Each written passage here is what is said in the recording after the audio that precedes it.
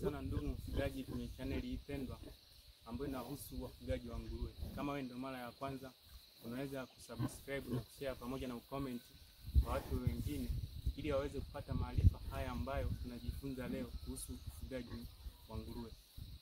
Leo ningependa kuongelea kuhusu utajikuta nguruwe wako anajikuna sana kwa muda mrefu kupitiliza na hujui tatizo ni nini. Leo nitaenda kuzungumzia moja kati ya sababu pamoja na solution zake ambazo zinapelekea nguruwe anajikuna kwa muda mrefu.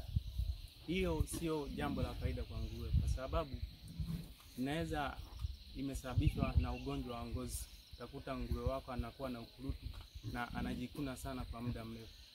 Sasa hii channel inaitwa Green Hoof Holding Farm. Kama wewe ndio mara ya kwanza, ningependa usubscribe na kushare. Basi twende moja kwa moja. Utajikuta nguruwe anajikuna kwa muda mrefu kupita maelezo. Hiyo ni ugonjwa ambao unasababishwa na vimelea vya ngozi. Sababu mojawapo, utajikuta kwenye ngozi ya nguruwe kuna ukurutu ambao hii inasababishwa na chawa au viroboto ambao vinaathiri ngozi ya nguruwe. Utajikuta kwenye ngozi ya nguruwe kuna ngozi imekuwa na ukurutu, alafu imekuwa kavu. Utajikuta muda mwingine manyoya yanakuwa mepesi, yana mpeperuka. Hiyo ni tatizo mojawapo ambalo linapelekea nguruwe anaweza kujikuna kwa muda mrefu kupita maelezo.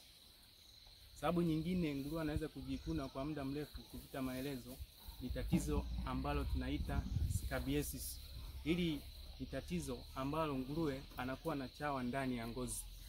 Hii pia inaweza kumpelekea nguruwe anajikuna kwa muda mrefu kwa sababu wale vimelea wanaweza kuwasha ngozi, na ngozi ikishaanza kuwasha nguruwe inamsababisha anaenda kujikuna kwa muda mrefu kupita maelezo.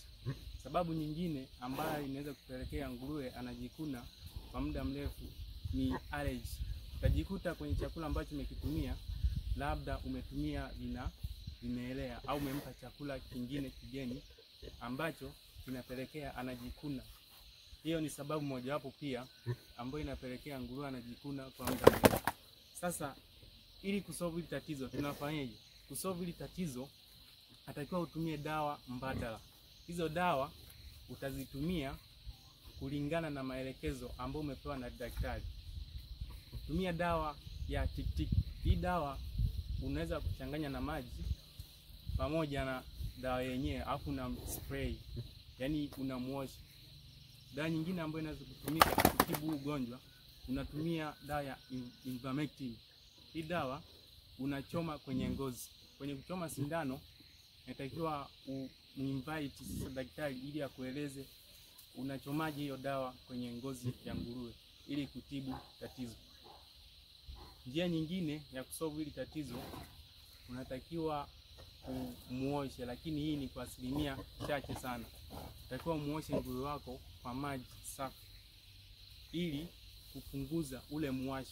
Endapo labda huo muwasho umesababishwa na allergy ya chakula labda au ameangukiwa na mdudu, unaweza kusolve hilo tatizo kwa njia kama hizo. Lakini pia kwenye ufugaji wako unatakiwa uzingatie usafi. Usafi ni muhimu. Fanya usafi asubuhi, kama inawezekana pia unarudia na jioni ili kuondoa uchafu pamoja na bacteria ambao wanakuwepo kwenye banda lako la nguruwe. Kingine unatumia dawa ya kuua bacteria ili kupunguza baadhi ya magonjwa ambayo yanasababishwa na bakteria. Asante sana kwa kuangalia hii video. Kama wewe ni mfugaji, upo maeneo sahihi kabisa, na kama unaanza ufugaji wako unatakiwa kuzingatia mambo hayo. Utajikuta nguruwe anajikuna. Hizo ndo sababu ambazo zinapelekea nguruwe wako anajikuna. Asante sana kwa kuangalia hii video. Tukutane katika video nyingine.